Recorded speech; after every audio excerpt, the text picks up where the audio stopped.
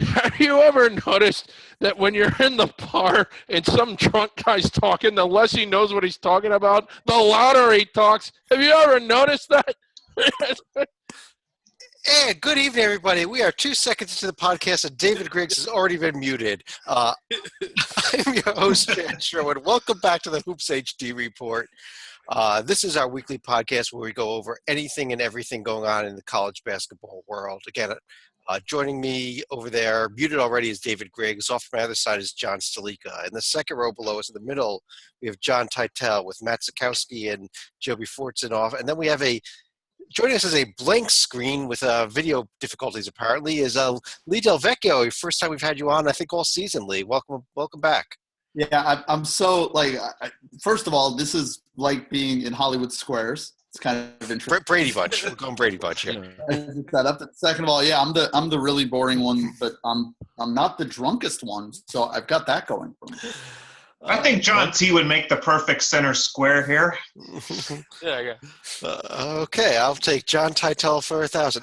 Now let's get going here, and we've got a lot to cover tonight, actually. And the first thing I want to hit on, and Joby, you being our ACC guy, big news out of the ACC where Mark Gottfried was fired effective the end of the season in a little bit of a strange move there. It's a typical state sort of thing to do.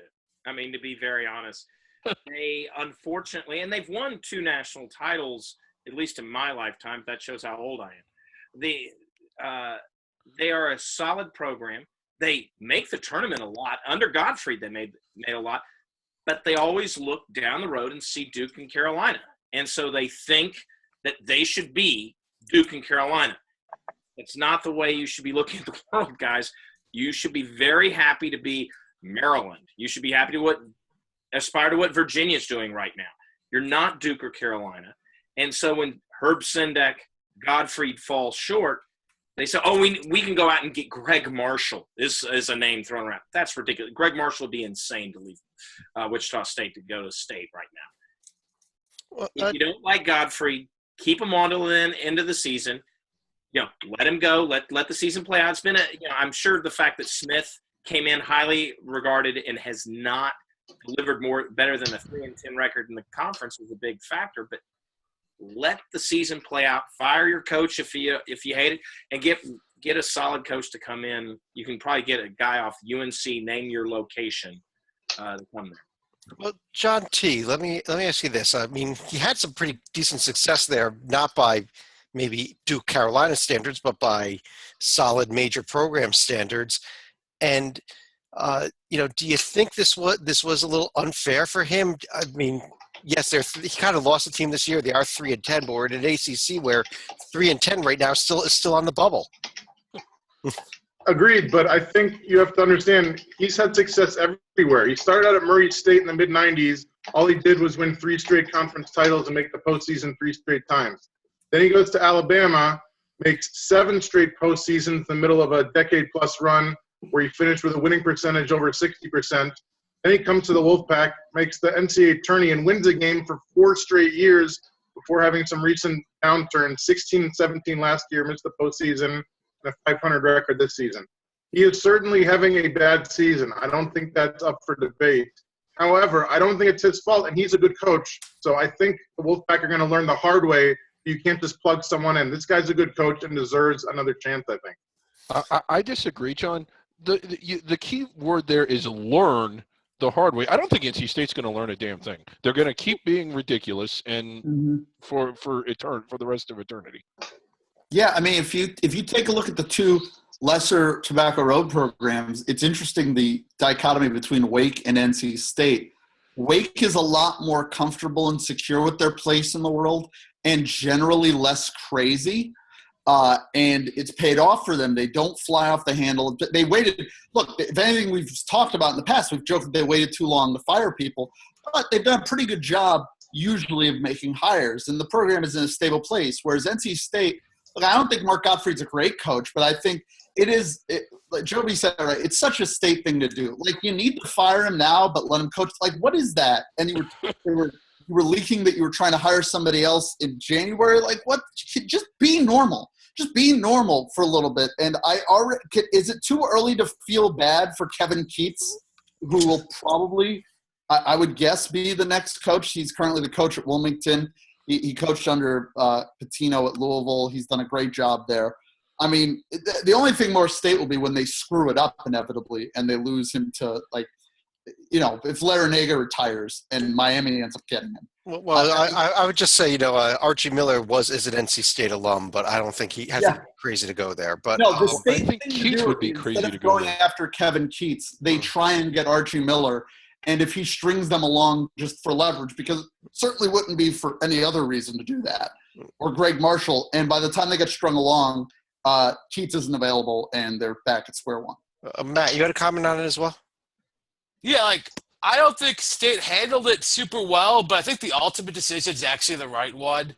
They were awful last year. They're awful this year with talent that should be top 25, and they're going to lose Smith in year 7. I think, and then so they're going to be with nothing to replace them. They're going to be awful again next year with Godfrey. So at this point, I actually don't mind them going maybe a year early instead of doing it next year when it's blatantly obvious he's gone from November on and he's on the hot seat. So I would agree with that, Matt, except I don't see why doing it in February changes that. Why people talk about there was a lot of discord. Well, the team's not going anywhere anyway.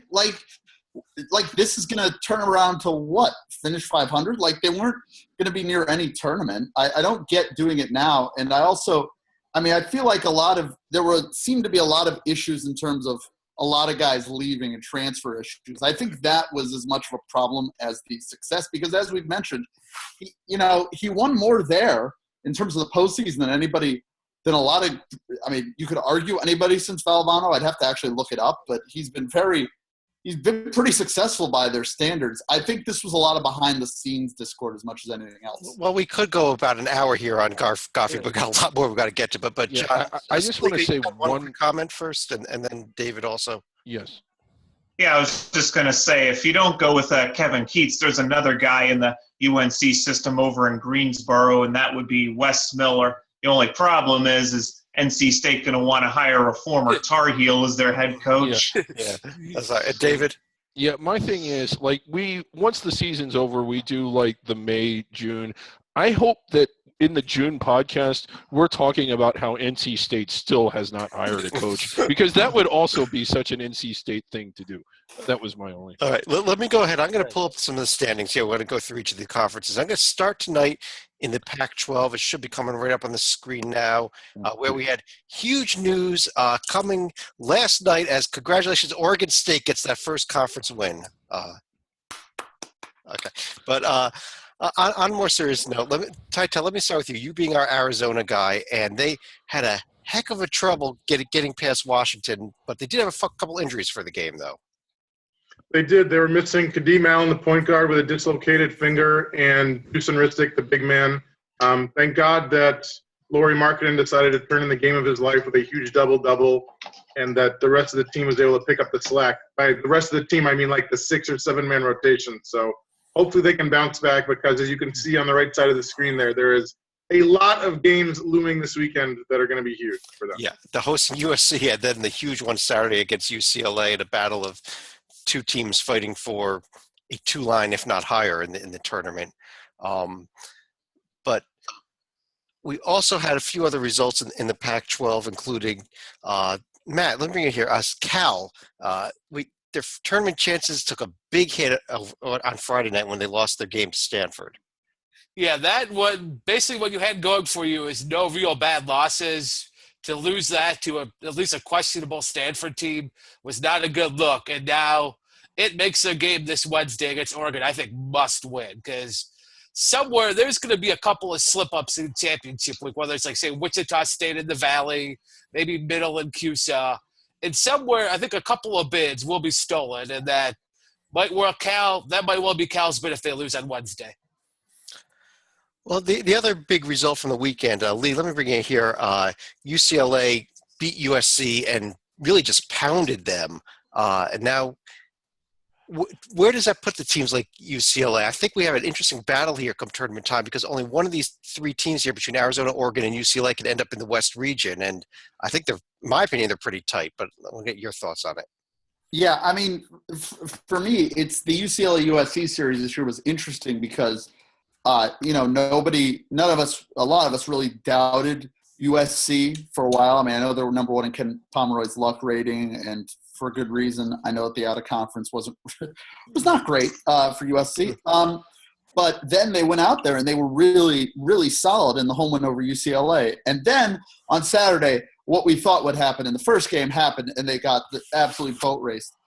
In terms of the way I look at it, I think UCLA is clearly a better, stronger team than USC. What about compared to Oregon and Arizona? No. That's like you said, and that's the problem. As good as UCLA is, it's very difficult to step them over Oregon or Arizona because the win that the country was sat up and took notice about UCLA isn't really that impressive anymore. The Kentucky win. I mean, it's a good win, but it comes down to, if the committee weighs it towards the computers heavily, UCLA is going to be in good shape.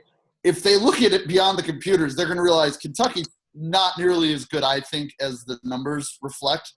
And that's where I think it's going to be a problem for UCLA, especially because it seems like a year when, the committee's talking about incorporating new metrics. And not for this year necessarily, but that tells me the committee is open to the idea of it, which tells me they're looking at a lot of things. And that's got to be their hope, is that the committee really buys into Kentucky more than I do. Because I think UCLA's – I don't know how they could jump over – it's going to be very hard for them, I should say, to jump over Arizona or Oregon. But they've certainly got a chance Thursday when they go – actually, no, that's Cal going to Arizona. I apologize. But it is the Arizona swing for UCLA this week. And so this is a huge opportunity right in front of them to really – it's their last chance, really, because after that they've got three other games where they can only hurt themselves. Right. And as we can see, we can see there on the screen. Actually, we've got some of those metrics: the Ken Pom, BPI, and Sagard in green, KPI, ESPN strength of record, and Joby, your nitty gritty ratings there in red. But David, I think you had one quick comment on this conference before we go on. Well, it's just basically like Arizona. I think they're beatable now simply because, as Titel already mentioned, they have such a small rotation and they're so beat up. But how impressed are you with what Sean Miller and that whole team has been able to accomplish?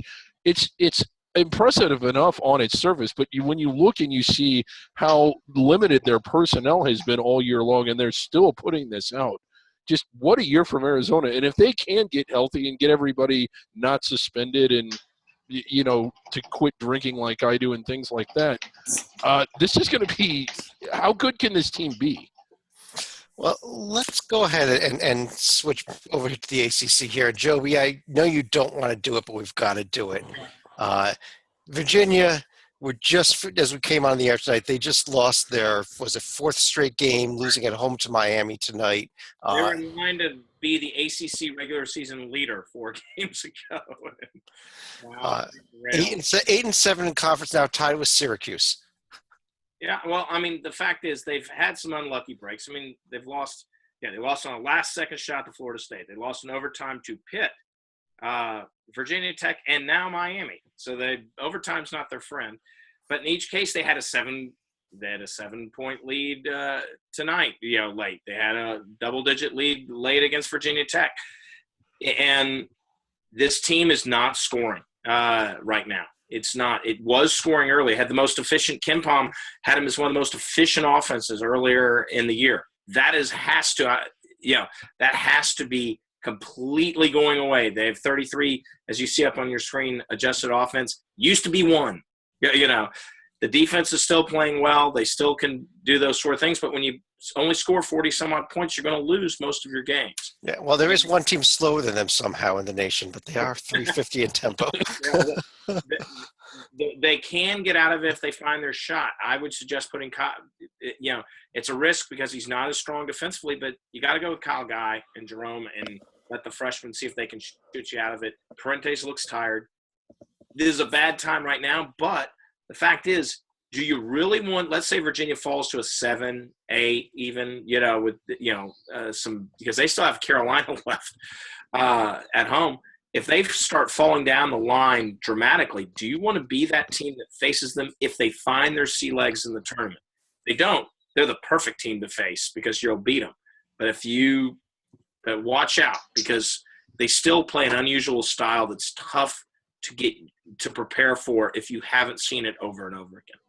Well, Stalika, the top 3 teams in this conference, most notably both North Carolina and Duke, both had really good weeks. Duke with the win at Virginia and a squeaker, but they did get by Wake Forest. Carolina won at NC State. These teams are – I actually thought that North Carolina, as of today, was a 1 seed, even though they're only number 8 in the polls. Do you think the polls have them way underrated here? I think before I get into that, I think it's telling that the only unluckier team that Virginia right now is going to be Wake Forest, and that actually played a little bit into their 2 losses against Duke, where both of them were for the taking, but the Deacons were not able to come out in either game.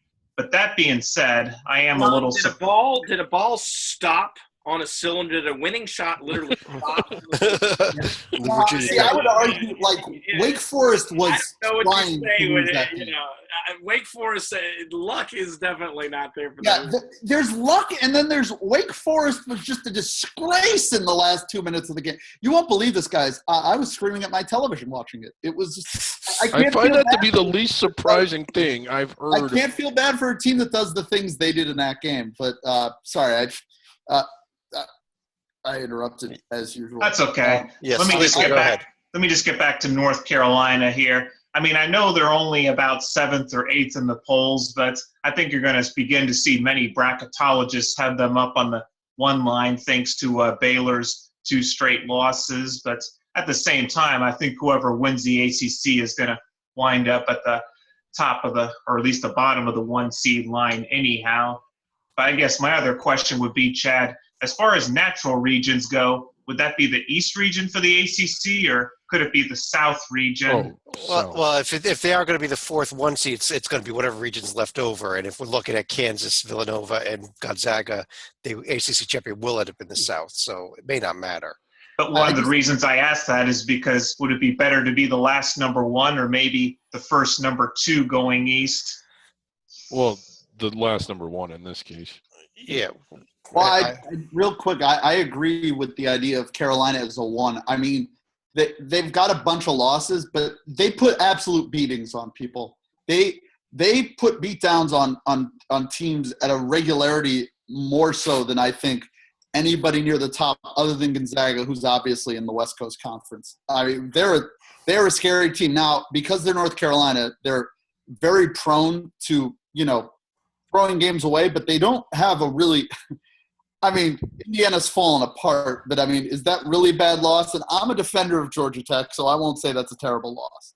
But I am very high on this Carolina team. Well, Matt, let me hit one other team with you before we move on off the ACC, and that's Miami, who had another team which had a really good week with wins over Georgia Tech, Clemson, and today's win at Virginia. I think – is this a Miami team that's gone from on the bubble to almost solidly in the field at this point? Yeah, I don't know if I'd still want them to lose the rest of the game and see what happens, but I think they're basically in at this point. And now, God would probably, if the tournament started today, be wearing white after that win at Virginia. Right. And that I was thinking if they lost tonight, they have a daunting schedule left because they got to go to Virginia Tech, to Florida State, and then host Duke, who's the hottest team in the ACC. So what they did tonight, I think, solves a lot of that. And barring maybe like 4 in a row, including the first day of the ACC tournament, and they're in, and anything else in the regular season, they're probably maybe even wearing white. Right. Yeah. Well, I'm sorry. Go ahead, David, first.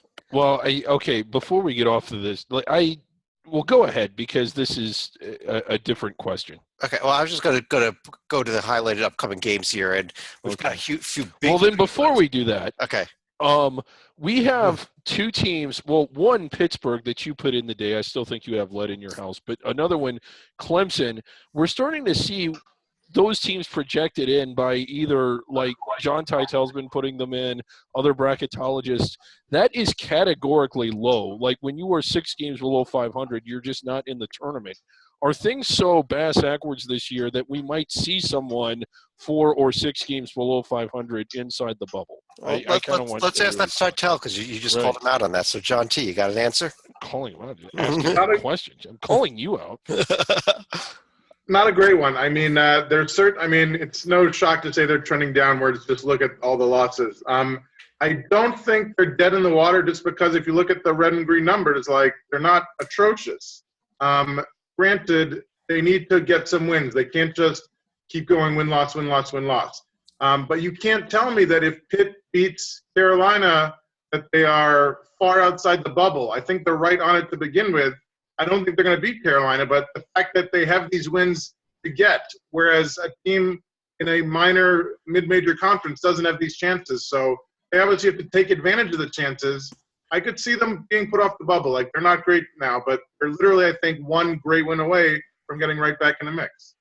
Well, say we just take the MEAC champion, make them the 16 seed, and we'll just make this one of the regionals. It might not be bad. Chad, I do have a bone to pick. College here. I'm sorry. Lee, you had one comment? Sorry, I didn't mean to cut Joey off. Chad, you list key upcoming games for 15 programs. I'm not seeing the Boston College upcoming game. And, if we're going to moving on, we're going to spend part of the first 20 minutes talking about Pitt, Clemson, and NC State. Although I actually, the Clemson Pitt thing is all of their numbers are really good except their record. But, I think one of them's going to somehow get in. And it's just so disgusting to put in a team that's 6-10 or 6-12 or whatever. All right. Well, we do need to keep moving here. I just want to quickly point out some of the upcoming games this week, including the huge rivalry, according to the national media, Duke and Syracuse. Syracuse? Or Syracuse, if I can't speak correctly. Wednesday night, of course, Louisville, North Carolina is going to be huge. Kind of a big Wednesday night. And we just mentioned that North Carolina Pitt game, also Syracuse, Louisville, Duke, Miami coming up on Saturday. So, and North Carolina, Virginia, which unfortunately, Joby, the way Virginia's playing right now, may be a blowout next Monday night. I'm worried about State on Saturday. Don't say that. I mean, get 50 points. Am I asking for so much to not buy into Virginia? I know they're slow, but Jesus. Let's move to the Big East and Sleek, let me bring you in here because your Xavier team had a tough week and an injury. Well, the injury, I guess, has been ongoing because Trayvon blew it a couple weeks earlier. I think he had initially tweaked his ankle against Creighton. He had aggravated the injury against Villanova and ended up sitting out the games at Providence and also Marquette, although he was part of the shoot-around for Marquette. But judging by the result of that game, it was probably wise to sit him out and not risk further injury given how that game started. At least that was to Matt's delight, though. I will say that, thanks to Marcus Howard. And they also threw in the loss to Providence earlier the week. Yep, and may have ended up throwing Providence a life raft because if you look at Joby's nitty-gritty rankings, second from the bottom in, your Providence Friars. Yep. And let me ask you about your Marquette team also here. You are a Marquette alum. If you look at the red and the green ratings, they're all looking like a tournament team except for the RPI column over here at 71. Is there an explanation for that? I think a little bit unlucky. Some of their cupcakes that they thought would be in the 200-ish range have actually been sub 300 or sub 275. So I think, once again, RPI is a really poor indicator. I mean, it happens to be my team that I'm making the case against it, so I'm not being real objective here. But I've always hated the RPI, and at least this year I might have a decent reason to.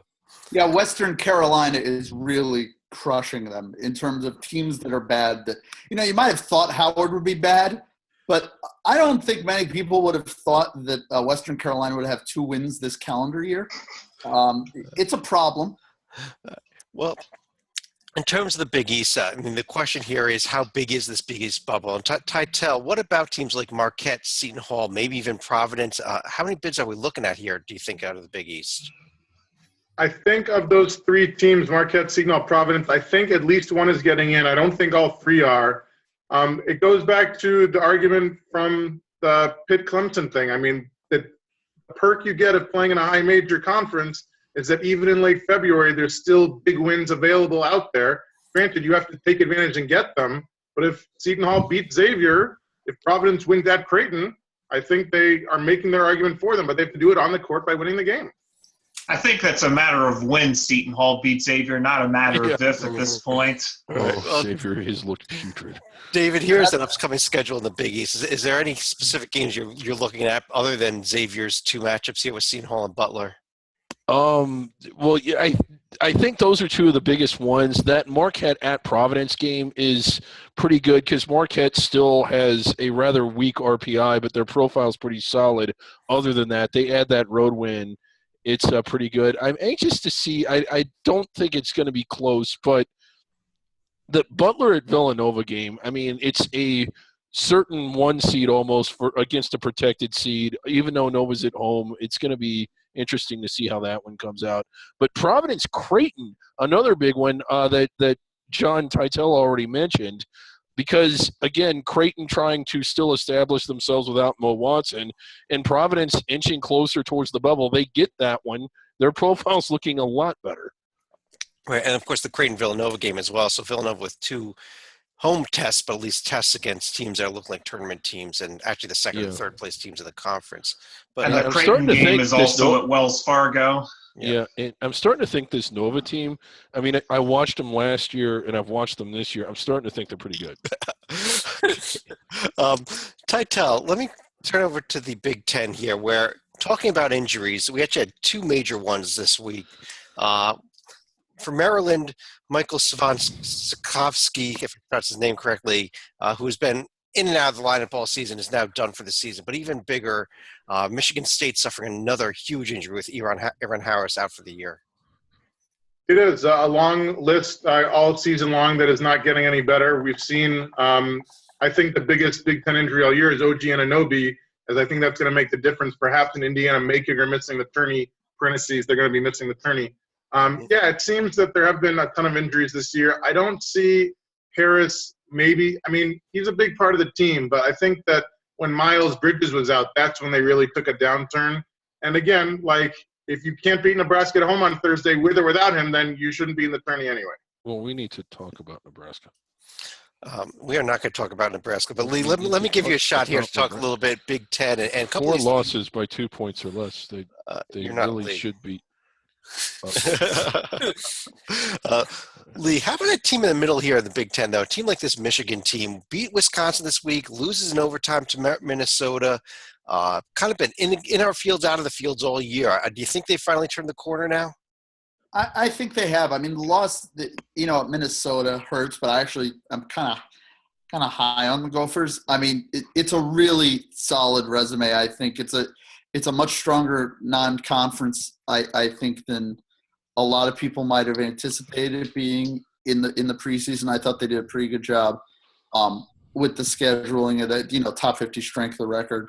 The one road win thing, concerning. I'm not gonna lie, it's concerning, but they do have neutral site wins over a good Marquette team that I like, a good SMU. And they got a good shot on Wednesday for another road win. Yep, they shot on Wednesday. Well, they've got 3 shots coming up for good road wins. For road wins, only one of them is good. That would be the Northwestern game, because then it's Rutgers, and the worst of those 3, of course, the Nebraska Cornhuskers.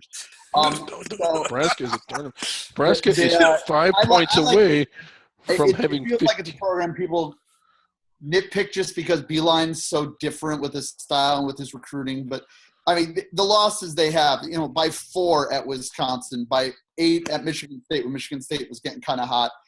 Ohio State is a very hot and cold team. I wouldn't be too worried about Michigan. They're also a team the metrics across the board for them are very strong. They're not a great defensive team, obviously, but it's good. The only issue for them is if they finish, middle of a poor Big Ten, I think their concern will be seeding rather than in or out. Well, let me turn to Matt. You don't want to do it because it's your arch rival from Marquette there, but turn to the top of the Big Ten. Purdue, Wisconsin. Is there a team one of these two that you think is better than the other? I had a bit of a debate with both Salika and David on the blog on the website today about that issue. Yeah, and I think I'm assuming I'm going to be siding with Stalika and Mr. Griggs here, and then, yeah, I think it's Purdue. Damn right you are. Weather up. Yeah. All right. Well, why is Purdue better than Wisconsin then? Sell me on it. I think they're better basically in all the ratings, and I think they've done more. I mean, besides being Wisconsin, they did beat Notre Dame on a neutral. I think it's better than anything Wisconsin did out of conference. Won at Maryland. Yeah, exactly. Then conference, they won at Maryland.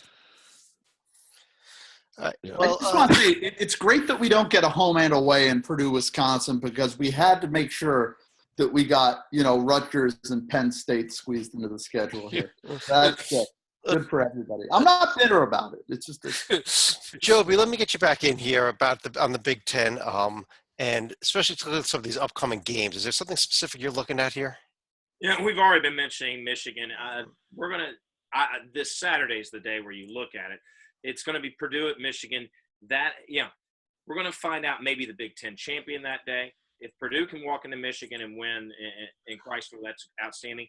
And if Michigan can win, on the other hand, not only are they in the field, they're angling towards, as we always say on this show, wearing white. That's one game that I look at. And then the other one was let's look at Saturday night, Northwestern at Indiana.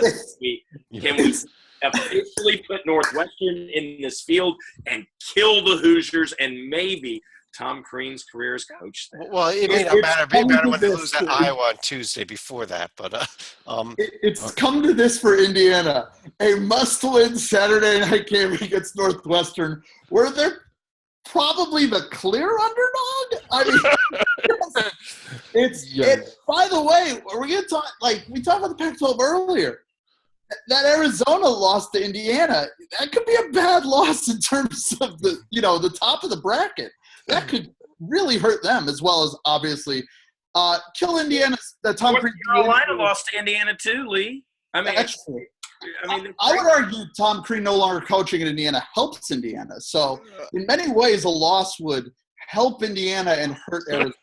Well, Isn't Tom Crean having a losing record against Northwestern enough of an indictment against them? Well, Ty, let me ask you one other question. Michigan State, we started with the discussion of them already. Actually, let me bring it back around to them. With Nebraska and Wisconsin at home this week, how important is that for them to prove to the community that they can win even with yet another injury? Important. I think it's arguably more important for the Nebraska game in terms of if they lose to Wisconsin, I think that they're expected to, perhaps even with a healthy Harris. If you lose to Nebraska at home without a healthy Harris, I think that you're putting one nail of many into your coffin. Well, you got to look at – I mean, they've lost 3 games by 1 point, another game by 2 points. Nebraska's just been royally screwed by the – Well, David, I was going to ask you about the Big 12, but because of what your current comments, Matt – you just have to make adjustments to how good the team really is, and they should be in the field. Well, it's a failure of coaching is what it comes down to. It is not a failure of coaching. The coaching is excellent. I think I'm going to mute myself and just leave. Did you put Northern Colorado on probation? Or is that me? Let's go here over to the Big 12. And Matt, the best game in terms of numbers and probably the best game that was played all weekend was this Kansas-Baylor round 2 here. Kansas ending the game on an 8-0 run to pull out the win. What did you take away from that, if anything? That Kansas is an amazing regular season team, and then Baylor's a little bit their old way starting to come back to where I think Kansas basically locked up a 1 seed, and Baylor probably has to just about win out now through the Big 12 tournament to have any hope of getting back on the one line. I'd agree with that. Joby, another team that had two more teams that had real good weeks in the Big 12 were both Iowa State and Oklahoma State there at 4 and 5. Oklahoma State, wow. I mean, this team was, this was one of those many, can you believe we're looking at ACC teams at 4-2 in their conference and being so down? We were talking about Oklahoma State in that same way. Now they're 7-7 and on fire. They were 0-6. They were 0-6 to start the conference season. We're about to see, and look at their schedule. They can beat K-State. They should beat Texas Tech at home.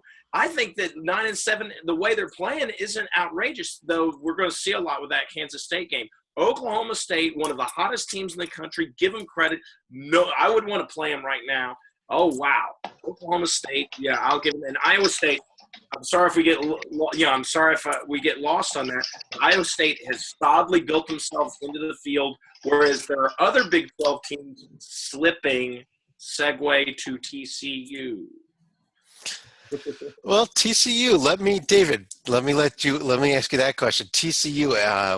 Where are you with them right now? Holding my nose and putting them in. I like the direction their program is going. I think they're actually a really good story, whether they make the field or not. Just look at the week they have ahead here too. Yeah, at Kansas, home to West Virginia this week. Yeah, now if they win at Kansas, I'm going to start feeling a lot better about them. But they still, I think they're just 2-5 on the road, or they still only have the 2 true road wins. I think getting another one against anyone, be it Kansas or anyone, especially Kansas, would really help their cause. But I still have them in. I like them more than Texas Tech. But I think that their chances are good of getting in. But don't you think that they have to get to at least 8-10, considering they did so little out of conference? I would think they would. And just as a note, we are recording this right now it's around 10 o'clock on Monday evening. The Iowa State-Texas Tech game is going on as we speak. I am putting it on. But, Matt, one other team we've got to discuss here in the Big 12 is this Kansas State team. They stopped the bleeding of having lost 6 out of 7 by beating Texas, although the one win they had during that 6 out of 7 was at Baylor. So what do you do about that? I'm probably actually a little bit higher than them than TCU just because of that Baylor win that they've proven they could beat one of the real big teams in the league. So I think they're just in. I think they need 2, if not 3 more wins to feel comfortable, and that Wednesday would be a real nice idea. And then I think Saturday's another banana peel in that, yes, Texas and Oklahoma have poor records, but I don't think either of those are that bad of basketball teams. And it wouldn't stun me at all if they lost to Oklahoma there. All right. Well, let's Chad, real quick. This conference does have the team I am on alert for being the WTF team that gets put in and we don't see how or why.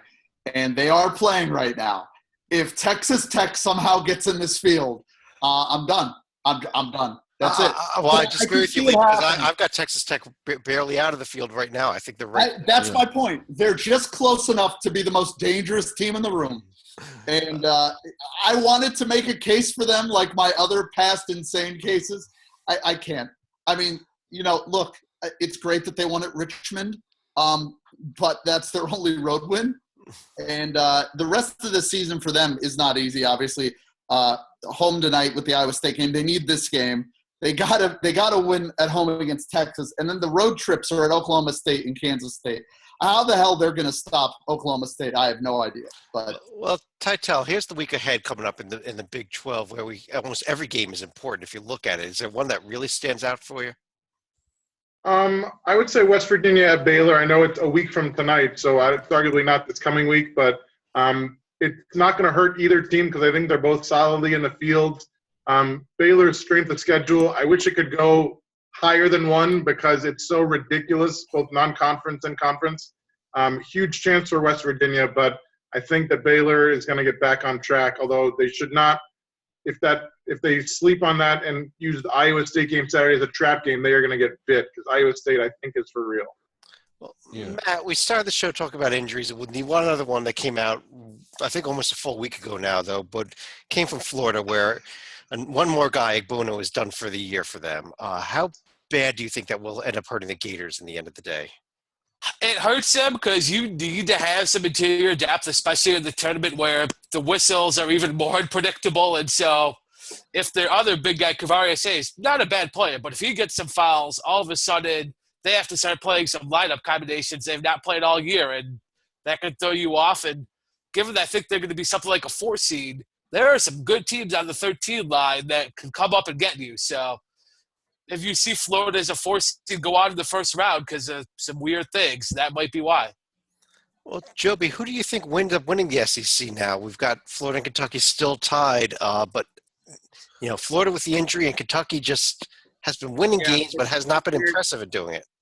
the SEC is coming back down to earth a little bit. I thought with Kentucky jumping out of conference with some really good play, I thought, when Florida beats them, that's really good. Florida did manhandle Kentucky now that was before the injury, but did manhandle Kentucky. But it erupts a different place than in Gainesville, especially an awesome new facility that Florida has. Kentucky is, until someone tells me different, Kentucky is still the big dog there. I've got to say it.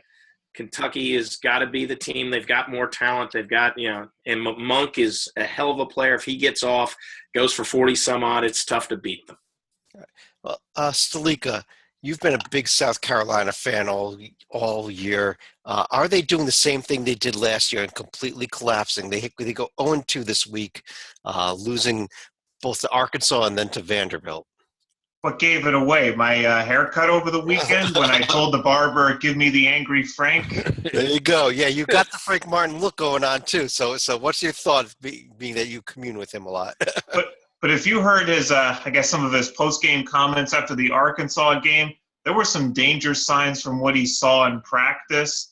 I mean, he decided not to go too hard on him prior to the Arkansas game, which might have been a mistake because they ended up losing that game at home. No biggie. And then they go to Vanderbilt, lose to the Commodores, which is not advisable this year.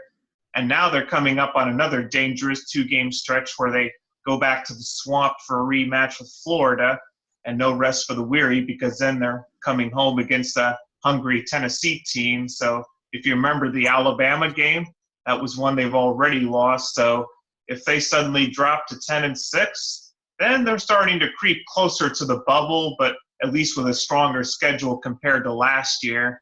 I think Joby will save his spankings for a team like Texas Tech this year. Well, Lee, you talked earlier about teams that could sneak into the field that no one's paying attention to. And I posted one on the site this morning, and they're right here in the SEC on the 5 line, Alabama. Do you want to join me on the Alabama bandwagon? I'm still trying to talk myself into why I am on the Arkansas bandwagon. I know I'm on it. But, I mean, when you lose to Mississippi State and Missouri, I mean, I have only a few rules in life, and one of them is, like, if you lose to Utah, or if you lose to Oregon and you lose to Oregon State, or if you're Arkansas and you lose to Missouri, I can't put you in. I can't. It can't happen. It cannot happen. As for Alabama, but then you go and win at South Carolina. I mean, right? That just makes me more upset. You take a look at Alabama. It's fascinating because their non-conference is almost the exact same as Arkansas. But again, and I cannot stress this enough, they didn't lose to Missouri. It's an Alabama team that has, their only non-conference win away from home in a true sense was St. Louis, who's terrible. Arkansas State was it wasn't. I believe it was played in Birmingham. It was basically a home game. Their away win, they got the win at South Carolina, and I like that. But when you get past 3 OT, those games just get weird. And credit to them, it was a great win. But I'm going to pump my brakes a bit. I mean, it was a 4 OT win over a team that seemed to just be the start of South Carolina. Is it almost a demerit that they needed 4 OT to beat a team that suddenly can't figure out how to beat anybody? So I'm not quite there yet on Alabama. I'm getting there. I mean, it helps with them. Look, they just played Mizzou and LSU back-to-back. The rest of their schedule is a lot tougher in terms of teams that aren't, not too many great teams, but certainly better than those 2 sacks of potatoes. They host Georgia, then they're at A&M, host Ole Miss, and then at Tennessee. I really think the game at A&M could be huge for them. That's kind of it's a game they got to be able to win if they want to be a tournament team, even more so, I think, than the Tennessee game, because I need to see them win that game before I really take them too seriously. All right, David, you had a comment on the SEC also before we move on? Well, Arkansas is the kind of program I've liked them all year long, and they slipped up against Missouri, but I know some of you doubted them, but it's just I've liked them for most of the year, and I still like them now. Okay, David, you're getting muted. The other Alabama, the 2 losses to Auburn, had they won one of those, I'd be feeling so much better about them. Well, Titel, is the SEC just going to be a 4-bid league, or is there a 5th team that can take something here? They might be a 3-bid league, so let's Okay. slow the roll right there. So you're not even on Arkansas yet. I am, but it's like I have to use a lot of calculators to get this done. Right now, they're 20-7. If they win over Texas A&M, Auburn, and Georgia, and lose to Florida, that puts them at 23-8. They could face an Alabama team who they beat by 21 at home a couple weeks ago in the SEC tourney to make it 24-8, and then get destroyed by Kentucky or Florida at 24-9. Like, it's a weak bubble, but 24 wins just might get it done. So I think it's going to be a 3-bid league, but Arkansas has a chance. Okay. Well, Hey, let's, shoot your shot. Shout out to Bruce Pearl, 6th in tempo, 131st in defense. Just trying to entertain people. it's a fun crowd. Come on, Lee. Trying to entertain. Ready. Yeah. There is another team to watch out for. Okay. Go ahead, Joey. Ready to reveal some sitting at number 42. They're going to need to do work down the stretch, specifically starting Saturday, or actually starting Wednesday and not losing in-state. But Rocky Top still has a shot. Still has a shot hosting Vanderbilt and then at South Carolina. They need to win the South Carolina game, but if they do, watch out. All of a sudden they're sitting at 17-12 wins over South Carolina and Kentucky. And remember, wins over like UNC Wilmington and some other ones out of conference that are okay. Watch out. Tennessee's the one. Can you say the same thing for Vanderbilt then? I don't want to go there with Vanderbilt. I know. Maybe next week. They go 2-0 this week. We'll talk Vanderbilt next week, Lee. I just can't. Great. Toby and I have got opposite ends of the battle for the Volunteer State. Let's talk about a couple of. You've just made Vanderbilt his team now. We're going to be hearing about them. Tennessee beat Georgia Tech, Zach. You need to be on the Tennessee band. Look, anybody can beat Kansas, but if you beat Georgia Tech. I thought Matt already gave Vandy the kiss of death earlier this year. Yeah, Matt, real quick in the American, not much of news out of the conference this week. SMU picked up a nice road win in Houston, but we're just looking at a 2-bid league here, correct? Yes, barring any kind of craziness in Hartford there, it's 2 bids. Right, and how about I'm not going to UConn? let you discuss it. No. I'm not going to let you discuss it. No. It's about what SMU did on Saturday. Like, I actually am big on SMU this year. Okay. They faced some, but Saturday was old school SMU. They didn't overcome adversity. They got basically down 20 at home to Tulane, which I didn't even think was possible. And then Tulane's women almost beat UConn. Maybe Tulane basketball has suddenly switched bodies with somebody else. Or I don't know, but I think SMU and Cincy are probably it. Houston, I don't know. It's not there. I mean, Houston UConn's elimination game. Let's see what they do this week. If they beat UConn and win at Memphis this week, we can talk to them next week. Is my. Hey, we're just happy to be here, Chad. UConn. Kelvin Sampson to NC State. Let that sink in. Let it happen. Stalika over in the A-10. Another conference with not much of note happening. VCU picked up a nice road win at Richmond. Rhode Island pretty much killed themselves by losing at home to Fordham. But is this also just a 2-bid league and that's it?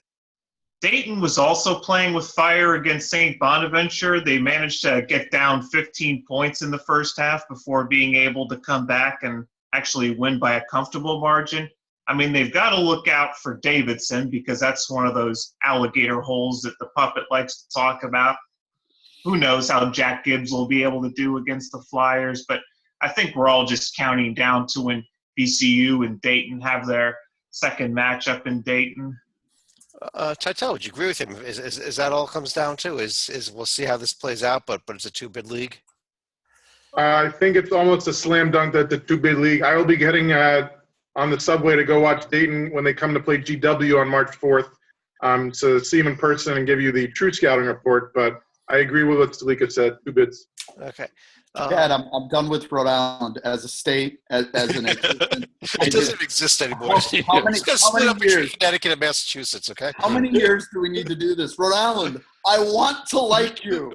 And then you do things like lose to Fordham. And Providence, it can still make it. Providence can. Yeah, no, I actually think, it would be really like nobody listens because it's like listening to two ants argue, but the amount of joy from the Providence fan base if the end result of this year is they get in and Rhode Island misses out. The way things look in November, it will be really – we'll have to remind them to just pipe down because nobody cares, which we do annually, but it will be entertaining to watch. Right. Also, just real quick, St. Bonaventure, if in terms of an A10 sleeper in the A10 tournament, St. Bonaventure would be my team. All right. David, West Coast Conference. Yeah. This is it for the West Coast Conference for the regular season this week. Their conference tournament starts next week. The Zags, their final test of the season coming up Saturday, hosting BYU. Any chance that they don't blow them out of that game? 0. Okay. I suppose they could oversleep. I suppose they oversleep. St. Mary's actually, though, did kind of impress me this week. Not only going to BYU and winning, but kind of winning impressively. Yeah, St. Mary's is good. It's just that Gonzaga is amazingly good. Sleeky, you have an answer to the question on the screen for us? I'm just pointing out the question. I don't have an answer for it. The answer is, what don't they have to do? Okay. Yeah. One last team I do want to quickly discuss. I'll let you pull up the Missouri Valley Conference standings here. Wichita State just cracked the top 25. What kind of a question is that? Wichita State just cracked the top 25 today. 15-1 in conference, tied with Illinois State. 25-4 overall. This is also the balance of their regular season schedule up here. Titel, do you think now that they're a top 25 team, Wichita State is a lock for the tournament? Absolutely not. They're looking very good, and when your non-conference losses are Louisville, who's looking like a top 2 seed, Michigan State, who's fading, and Oklahoma State, who everybody loves apparently, you have a great season ahead of you. Losing at Illinois State this year is nothing to lose sleep over. They should finish off with wins home to Evansville and at Missouri State.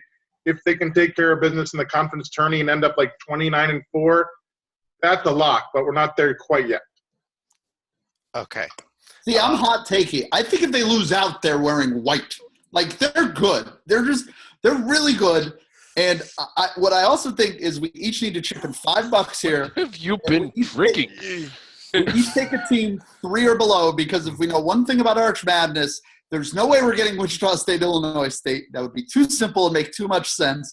And it comes down to which of these garbage teams underneath somehow weasel their way into a final. I agree with you, Lee. I think we're going to see one of these teams weasel their way into the final, but I think we're going to see Wichita or Illinois win it. Illinois State win it, though. We're going to see Northern Iowa in the final, and we're going to see. No, I mean, if Loyola gets to the final and people are trying to make a case, no. Well, all I got to say is John Rothstein doesn't think it's an upset to lose to Indiana State when you're Butler. I keep forgetting that.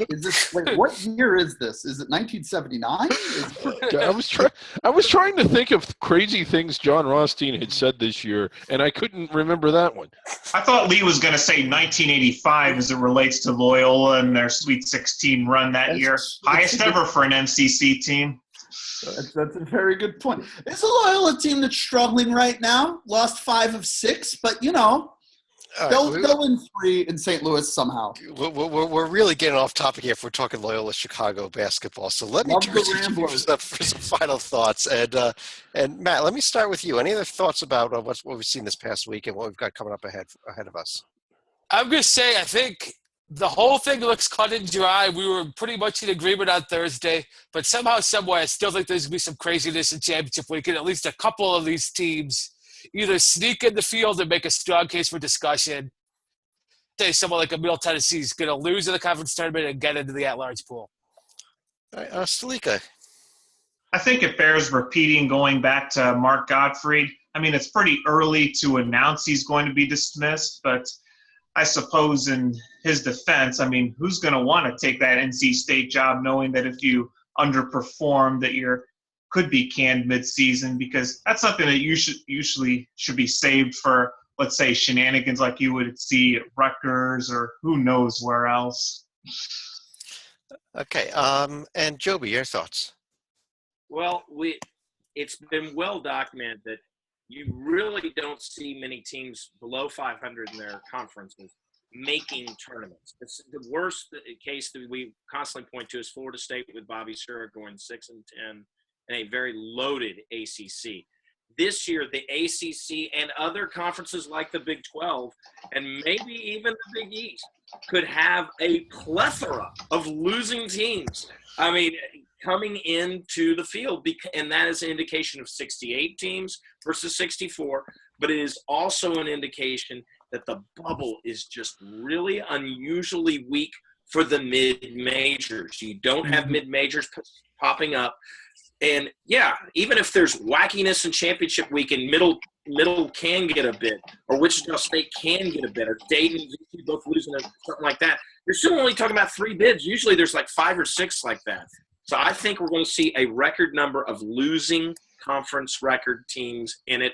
The ACC and Big 12 with the Big East also supplying those teams.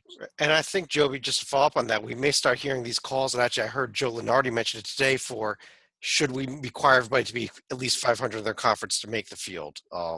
I don't agree with that, because I think that you can be 8 and 10 and be a lot in conference, be a lot better than a second or third place team in Conference USA. But well, let's be careful about that, because we're not taking into account chaos that's going to happen in some of the smaller conferences. right. Well, I appreciate his sentiment, but I disagree, because if you put together a bracket with the rules now and a bracket where everyone has to finish 500, look, I'm a UConn fan, but come on, it's just not as good of a bracket is the problem. Well, and one last comment on that is the teams you put in, everybody thinks that it'll be UNC Wilmington if they lose, or Middle. Those aren't the teams that will get in. It's going to be teams from the SEC that aren't that great. It's going to be Utah. I mean, it's going to be teams like that who happen to sneak by with winning records in a major conference, in a less good major conference than the ACC, Big East, and Big 12. yeah, exactly. Or you'll put a team like a Rhode Island back up in there, or you'll put a team like a LaSalle. They'll find LaSalle or a Boise State. It won't be UConn, but they'll find maybe they find a third American team, because the conference is actually having a good year in terms of the metrics compared to the last two. I'm not in favor of it. I'm just saying, God, Memphis. Oh, God. But let me turn to you for any final thoughts. So one of the reasons John Calipari can always get great recruits to come in from high school senior to college freshman is because the class right before them is heading to the NBA. That's why you can get amazing bigs like Bam Adebayo, Karl Anthony Towns, et cetera, et cetera. One thing we haven't seen during the Calipari era in college is to see what would happen if all these guys stayed together and played on the same team. But thanks to the NBA, we're finally going to get to see Anthony Davis and DeMarcus Cousins on the same court at the same time. Granted, it did not work for my Phoenix Suns in the backcourt with Brandon Knight, Eric Bledsoe, Devin Booker as they are last in the Western Conference. But I am super stoked to see a Kentucky team, albeit in the NBA, playing together with guys staying for more than 1 year, although DeMarcus might leave, we'll see. And on the other side of that trade, shout out to the Sacramento Kings for assembling a team to try and go after Gonzaga in the West Coast Conference. There you go. David, your thoughts? So a lot to get to. Again, under the radar, we'll talk more about some of those mid-major teams. I just real quick before I get to my final thought, I would like to see UNC Wilmington, Texas Arlington, Middle Tennessee, considering how weak of the bubble is, at least considered, because I think while they might not have much on the surface of as far as top 100 wins, they've won a lot of road games and they've beaten a lot of teams that have won a lot of home games on the road. And sometimes I think those can be harder to win than beating a top 50 team that's only won 1 or 2 games on the road, like Michigan and TCU. But speaking of, we had I need some help with some of the details, but Daniel Webster College, where are they located? They are a Division III school in New Hampshire. They were playing that's right. game of the season against Southern Vermont. So that New Hampshire-Vermont rivalry that we love for our team of the people. Go ahead. Yes.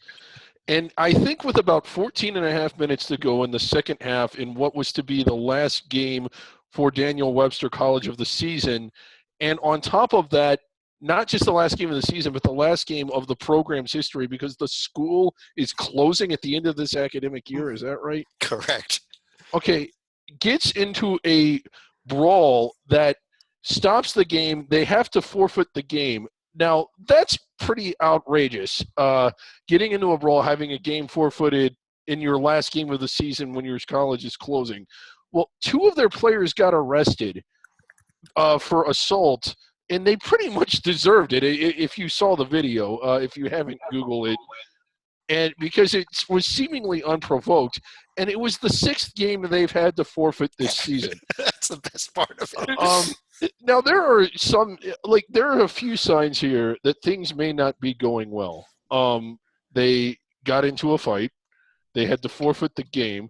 2 of their players got arrested. It was their 6th forfeiture. It was their last game of the season. Their college is closing. Things aren't going well. Well, we also had another piece of breaking news, David. Apparently, they've also been banned by the NCAA for next season now. Yes, NCAA ban for next season. You know what? You just don't understand, though. I've been to Nashua. You don't know what it's like, man. It's hard scrabble streets that get you angry every single day at the world. And don't believe me. Believe one of their sons, Nashua native Mike Lupica, has got that anger every single day of his life. It is a hard life in Nashua. I understand. Shout out to Daniel Webster. Can't take that kind of crap when the Manchesters of the world try and keep you down. Australia wants to come up with this shit. I'll tell you what, I guess on that note, I think we got to call it a night here. Again, on behalf Nashua, of stand up. on behalf of Lee Del Vecchio shouting out down there, John Titel, Matt Sikowski, David Fortson, David Griggs, and John Sleeka to my sides. I'm 3 Chad 1-point losses and 1 2-point loss. Nebraska should be 15-10, 9-5 in the conference. He's been muted. Thanks for joining us, everyone. Have a great night. We'll talk to you again real soon.